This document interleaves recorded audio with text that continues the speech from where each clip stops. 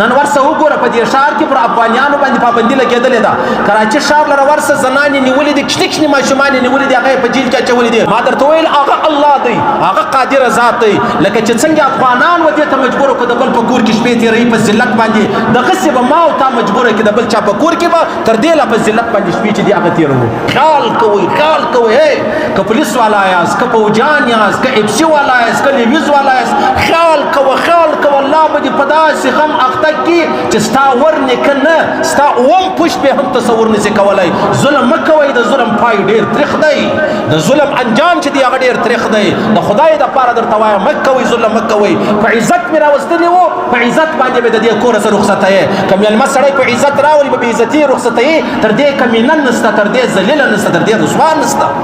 عزیزانو اوس خو ډېره بده ورځ د زما او ستا په وطن کې له حکومت له جانبه اعلان وسو چې په یوه میاشت اندر دننه کې به د افغانستان چې کوم مهاجر د لې راغلي دي، بیا خاص کر چې هغه مهاجر کارت نه لري یا خاص کر هغه په ویزه نه راغلي، نو هغه په یوه میاشت اندر کې وځي، دا وطن چې دی هغه به پرېږدي.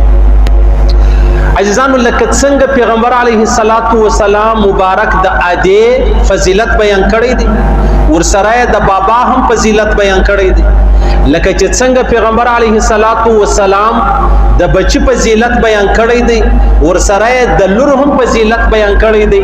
لکه چې څنګه پیغمبر علیه الصلاۃ والسلام د ورور فضیلت بیان کړی دی، وڅنګ پیغمبر علیه الصلاۃ والسلام د خور فضیلت بیان کړی دی. لکه چې څنګه پیغمبر علیه الصلاۃ والسلام د قریبانو فضیلت بیان کړی دی، وڅنګ د بیگانه هم فضیلت بیان کړی دی. لکه چې څنګه پیغمبر علیه الصلاۃ والسلام د انسانانو فضیلت بیان کړی دی، وڅنګ د حیوانانو هم فضیلت بیان کړی دی. لکه چې څنګه پیغمبر علیه الصلاۃ والسلام د انصارو فضیلت بیان کړی دی، وڅنګ د مهاجرو هم فضیلت چې دی هغه بیان کړی دی. عزیزانو یو انصار راځي، یو مهاجر راځي. انصار و دې کوربه ته ویل کیږي، میزبان ته ویل کیږي چې د چا وطن دی، د چا کور دی، واغه ته انصار ویل کیږي. لبل ځای، لبل وطن، لبل علاقې راغلو خلکو ته بیا مهاجر چې دی هغه ویل کیږي. ښکاره مثال د پیغمبر علیه السلام مبارک دی چې مکه معظمه د پلارو د نیکه ښار ولو، بیا د خپلو قریبانو یا د هغه رقم د مشرکانو د منافقانو څخه دومره تنګ رالی، د خپل وطن، د خپل کور، د مکه چې د هغه یې پرېښوله، بیا رالی مدینې لره. د مدینې خلکو ډېر اعزاز او احترام و پیغمبر علیه السلام مبارک ته ورکوي. پیغمبر علیه السلام مهاجر بلل کیږي. د مدینې چې کوم اوسېدونکي و چې د ایمان او اسلام یې درلودی، د پیغمبر علیه الصلاۃ والسلام احترام او اکرام یې درلودی، و هغه ته انصار ویل کیږي. که یو طرف ته پیغمبر علیه الصلاۃ والسلام د انصارو ذکر کړی دی، و بل طرف ته پیغمبر علیه الصلاۃ والسلام د مهاجرو هم ذکر کړی دی. پیغمبر علیه الصلاۃ والسلام مبارک فرمایي چې انصار زما تن دی، زما د تن جامه ده، زما قمیص دی. او نور خلق پیغمبر علیه الصلاۃ والسلام فرمایي لما لیري سوی جامه ده. لکه زما اوستا یو پټو پر وژای، یو می قمیص پتنی. پیغمبر علیه الصلاۃ والسلام فرمایي د انصار مثال لما سره داسې دی لکه زما قمیص چې زما د تن سره، زما د بدن سره لګېدلې جامه ده. او دغه د غیر خلکو مثال بیا داسې دی لکه دا چادر را واخله چې هغه بیا پر قمیص باندې لوړ پروت دی. پیغمبر علیه الصلاۃ والسلام فرمایي زما د انصارو سره خاص تعلق دی، لکه زما اوستا د قمیص چې زما اوستا د بدن سره خاص تعلق دی. بیا چې پټو کله پر قمیص باندې پروت دی، د دې پټو تعلق د بدن سره تر دې قمیص چې دی هغه کم دی. پیغمبر علیه الصلاۃ والسلام فرمایي دوی شلید په یو کې انصار روان دي، په بل کې غیر روان دي. پیغمبر علیه الصلاۃ والسلام فرمایي زه د انصارو ملګرتیا چې داغه کوم. بیا پیغمبر علیه الصلاۃ والسلام فرمایي ولکه د هجرت فضیلت زیات نه وای، زه به د انصارو یو سړی یا یو پرچ دی هغه شمارل کېدلی. بیا پیغمبر علیه الصلاۃ والسلام فرمایي وای که چیرې پر انصارو باندې مهاجر چې دی هغه حکمران سلو، تاسو را ولاړ سئ په انصارو کې چې ښه خلک دي د هغو سره ښه کوئ، او که چیرې بد خلق دی پیغمبر علیه الصلاۃ والسلام فرمایي هغه به معافوي. بیا پیغمبر علیه الصلاۃ والسلام فرمایي کچا انصار زیر کړلو، کچا انصارو ته تاوان ورسوي، کچا انصارو ته تکلیف ورسوي، کچا انصارو ته مطلب یو ضرر چې دی هغه ورسوي، پیغمبر علیه الصلاۃ الصلوات والسلام فرمایي دې زما وزړه ته ضرر را ورسوي، تکلیف را ورسوي، مصیبت را ورسوي، پریشانی را ورسوي. ولګوي اندازه ولګوي عاجزانو، لکه چې څنګه یو طرف ته د انصارو ذکر د الله رسول کړی دی و بل طرف ته د مهاجرو خبره چې د هغه یې شه ده د انصارو ذکر هغه دی. د الله رسول فرمایي که چیرې د انصار د هجرت فضیلت زیات نه وای، د مهاجرو فضیلت زیات نه وای، زه به په انصارو کې شمار وای، خو چونکې د هجرت فضیلتونه ډیر دي زه په مهاجرو کې شمار یم. د جناب نبی کریم صلی الله علیه وسلم مبارک یو مهاجر و. نن زما استا په شار کې زما استا په وطن کې د مهاجر نم دا شکنځا وګرځیدله، د مهاجر نم چې دی دا عیب وګرځیدی، د مهاجر نم چې دی هغه پیغور وګرځیدی.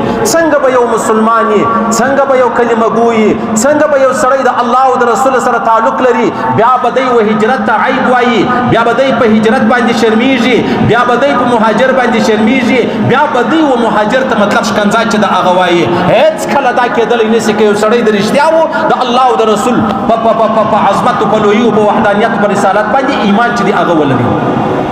وسنن که د افغانستان پر کور برابر ده چې د په لکو انسانان په دې وطن کې اوسېږي، نو ستا څه فکر دی چې کوم الله او افغانیانو ته پیښه کړې ده هغه الله او پاکستانیانو ته نشي ورپېښولی؟ زما او ستا تاریخ هیر دی چې په پخوا زمانه کې به کله زموږ د بلوڅانو مطلب یو سخته ورځ راغله دوی به کابل لره ولاړو، پر پښتنو به سخته ورځ راغله دوی به کابل لره ولاړو. نو اوس که چیرې دغه کابل زما او ستا مهمان نوازي نه وای کړې، بېشکه ما او تا به د دې خلکو مهمان نوازي نه وای کړې، نو چې هغو خلکو په سخته کې په تنګه کې زما او ستا خیال ساتلی دی. ما او تا ولې دومره بې غیرت یو، دومره بې ضمیره، دومره بې شرمه، دومره بې حیا، دومره بې احساس یو چې ما او تا د دې خلکو څه کوو؟ بې احترامي چې د هغه کوو. او دا څومره ستړې خبره ده او څومره ګرانه خبره ده. نن ورسه وګوره په دې ښار کې پر افغانیانو باندې پابندي لګېدلې ده. کراچي ښار لره ورسه زنانې نیولې دي، کښنې کښنې ماشومان یې نیولې دي، هغه یې په جیل کې اچولې دي. ظالمه تا خو ما ته یوه میاشت ټیم را کړی ولو، یوه میاشت بعد به تا ول ګرفتاري شروع کېږي، تا د یوې میاشتې مخکې زه ونیولم. اوس خو مسلمانان دي، اوس خو کلمه ګو دي، اوس خو زموږ همسایهګان دي، اوس خو پښتانه دي چې د هندوانو ښځې بچیانې علاوه تا ته حق نشته چې په دغه اندازه ګرفتاره کړې، په دغه اندازه په جیلو کې واچوې، په دغه اندازه دې بې احترامي چې د هغه وکړې. څنګه به یو سړی مسلمان یې، څنګه به د یو وطن مقصد چې دی هغه لا اله الا الله یې، بیا د لا اله الا الله والا سره به دغه سلوک چې دی هغه کېږي؟ سبحان الله، الله اکبر، استغفر الله. ما درته ویل هغه الله دی، هغه قادر ذات دی. لکه چې څنګه افغانان و دې ته مجبور کړو د بل په کور کې شپې تېروي په ذلت باندې، دغسې به ما او تا مجبور کړي د بل چا په کور کې به تر دې لا په ذلت باندې شپې چې دی هغه تېروو.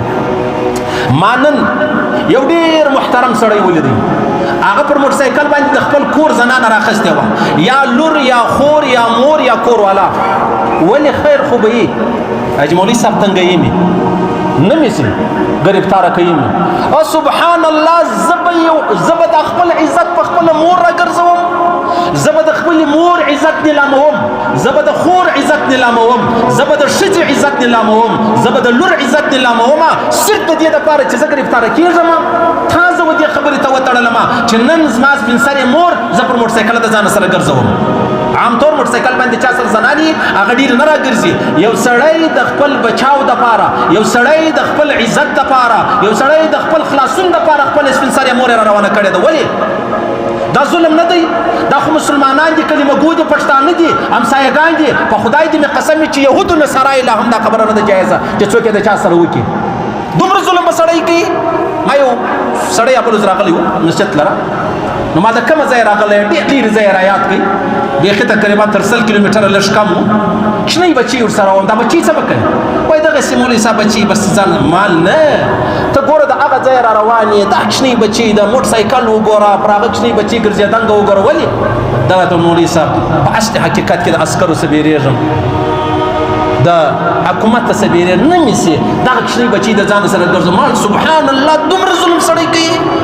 یو سړی په خپله کوچني ماشومه بچي د 5 د 4 د 3 کالو پر موټرسایکل د ځان سره ګرځوي، 3 ګنټې پر موټرسایکل باندې کښېنه. ولې؟ د دې دپاره اجتماع نه سي. پر دا وطن چې زلزلې نه راځي څه به راځي؟ په دې وطن کې دومره بدامني، دومره شکایتونه، دومره ګرانۍ، دومره سختۍ، دومره مطلب بې اتفاقۍ راغلي دي. د هغو بنیادي وجه دا ده، یوه کوچنۍ بچی ده، زه د ځان سره په موټرسایکل ما ډال جوړ کړی دی ځان چې ما څوک نه سي، ما تاڼې لري بیایي، ما په ډاټسن کې د ځان سره کښېنوي. څومره درنه خبره ده، څومره سنګینه خبره ده. بیخي په سپی سړی چې هغه په دې خبرو خوشحاله کېږي چې یاره ډېره ښه خبره ده، ښه دي چې د افغانان د دې ځای څخه ووځي. ما درته وویل هغه رب دی، هغه قادر دی، هغه پر هر څه باندې قادر دی. ما او تا به د هغې ذلیله کړي. دی خو لا شستو رالو، دې وطن لره ډېر وخت په عزت باندې تېر کړي. ما او تا به ټول عمر په عزت یې تېر کړو. صحیح سلو نو هجرت ډېر لوی مقام دی. د پیغمبر علیه السلام مبارک یو نوم چې دی هغه مهاجر دی، او مهاجرو ته په کمه کتل دا داسې دی لکه محمد رسول الله مبارک مهاجر دی، هغه ته په کمه وګورئ. دا داسې دی لکه ابوبکر صدیق، حضرت عمر فاروق، حضرت عثمان، حضرت علي کرم الله وجهه، و هغو ته په کم نظر باندې وګورئ. خیال کوئ، خیال کوئ، که پولیس والا یاست، که پوجان یاست، که اپسي والا یاست، که لیویز والا یاست، خیال کوه، خیال کوه. الله به دې په داسې غم اخته کړي چې ستا ور نیکه نه، ستا اوم پشت به هم تصور نشي کولی. ظلم مه کوئ، د ظلم پای ډېر تریخ دی، د ظلم انجام چې دی هغه ډېر تریخ دی. د خدای دپاره درته وایم مه کوئ، ظلم مه کوئ. په عزت مې راوستلي وو، په عزت باندې به د دې کوره څه رخصته یې. که مېلمه سړی په عزت راولي به بې عزتي یې رخصته یې. تر دې کمینه نسته، تر دې ذلیله نسته، تر دې رسوا نسته. او بیا عجبه خبره ده که چیرې دا زموږ وطن والا راولاړ سو، افغانان یې په زوره پسې واخیستل. په دې وطن کې فی الحال تقریبا 80 لکه افغانان اوسېږي. 80 لکه کسان دي په یوه خبره د دې وطن دشمنان کړو. په یوه خبره دي 80 لکه کسان د دې وطن دشمنان کو. دا چې خپل وطن لره ولاړ شي، په خدای دې مې قسم په هغه قرآن کې به تلاوت هم نه کوي چې هغه قرآن پاک په پاکستان کې چاپ شوی. ځکه دا ظلم خو ډېر بده خبره ده، او ظلم خو ډېر الله د خپل ځان دپاره حرام کړی دی، د محمد رسول الله مبارک دپاره حرام کړی دی. او مهاجر نه دی، مهاجر د هجرت دومره لوی مقام دی عزیزانو. عبدالله ابن عباس فرمایي چې کله صحابه کرام مدینه شریف لره ولاړو، بیا د انصار چې کوم اوسېدونکي د مدینې وو، د څو عمر دغه سلسله روانه وه چې دغه مهاجر به د انصاري په میراث ور شریک وو. مهاجر به د انصاري په میراث ور شریک ولو. بیا وروسته آیاتونه راغلي، بیا خاص د خپلو بچانو دپاره خبره سو د میراث. په اول سر کې دا خبره وه چې کوم د مکې څخه خلکو هجرت کړی وو، هغه چیرې هغه په مدینه کې چې چیرې اوسېدل، وڅنګ چې کوم انصاري کور وو، په انصارو کې به یو سړی مړ سو، پلار به مړ سولو، د ورونو څو حصه وله د مهاجرو هغومره حصه وله. تاسو اندازه ولګوئ عزیزانو، د هجرت دومره لوی مقام دی. پیغمبر علیه السلام مبارک چې کله رالی مدینه شریفې ته، نو بیا د خپل صحابه کرام تقسیم کو. دا مهاجر و یو انصاري ته یو صحابي ورکړی، و بل انصاري ته بل صحابي ورکړی، و بل ته چې مطلب څه مالدار و هغه ته 15 کسان ورکړو چې دا ستا ورونه دي. عبدالرحمن بن عوف رضی الله تعالی عنه دا په 10 مبشرو کې دی چې په دنیا کې د جنت سیری ورته اورول سوی دی. پیغمبر علیه الصلاۃ والسلام راولار سو سعد بن ربیع رضی الله تعالی عنہ واغه ته ویلې ول عبدالرحمن ستا ورور دی، عبدالرحمن ستا ورور دی. اوس چې کله پیغمبر علیه السلام مبارک دا خبره و انصاری ته وکړله، نو بیا په کور عمر شریکو، په کاروبار عمر شریکو، په جایداد عمر شریکو، په روپۍ په عمر شریکو، چې څه به درلود دنیا په دې ټول به ور شریک سو. اوس سعد بن ربیع چې دا انصاری صحابي دی، عبدالرحمن چې دی هغه مهاجر صحابي دی. نو یې راوستی کښېنوئ، ورته ویل عبدالرحمن ده ول ها، ول د الله رسول خو زما راورور کې، ول و ستا ورور سولم، ول زه 2 ودونه لرم، ول و په خبر یم چې ته 2 ودونه لرې. دواړې کوروالی راوغوښتې، مخامخ یې کښېنولې، چې کښېنولې ول وګوره په دې 2 کوروالاو کې چې کومه ستا خوښ شي زه به هغې ته طلاق ورکړم، نو بیا هغه ښځه چې کله عدت تېره سو بیا ته واده ورسره وکړه. عبدالرحمن بن عوف نه نه نه نه داسې کول نه کوم، نه نه ول خامخا به کوي د الله رسول و ما ته راورور کړی زه نه کوم چې مځکه مې در تقسیم کړه، کور مې در تقسیم کړي، باغ مې در تقسیم کړي، زه به اوس څه کوم، زه به تا ته د خپلې ښځې در تقسیموم.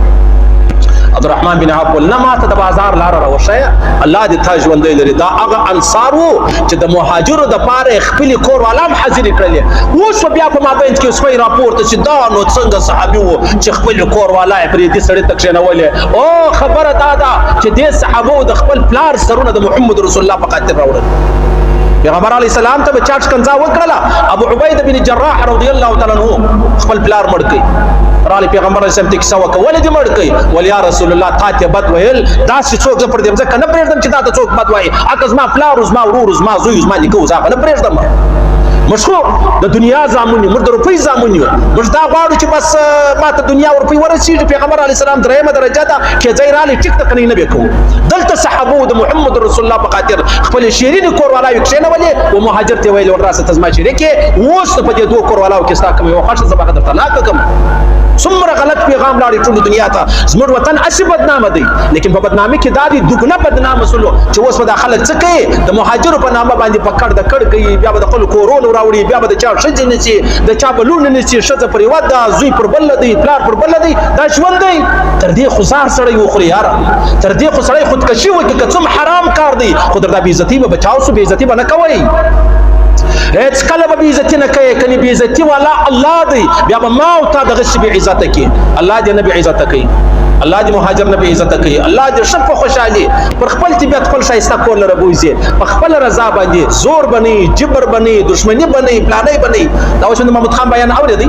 دا ویلی چې موږ د نواز شریف په سره کښېنستو باقي جومات والا وو عوامي نیشنل پارټۍ والا وو پلانۍ ګرد سره کښېنستو موږ دا خبره ورته کښېښوله چې په دنیا کې څوک 15 کاله تېر کړي په نورو ملکو کې هغه ته نیشنلټي ملاوېږي هغه ته شریعت ملاوېږي هغه ته طبیعت چې دغه ملاوېږي و دې خلکو ته ولې نه ملاوېږي ول نواز شریف دا خبره راسره وکړه ول ته خو اوس وایه چې 13 40 کاله کېږي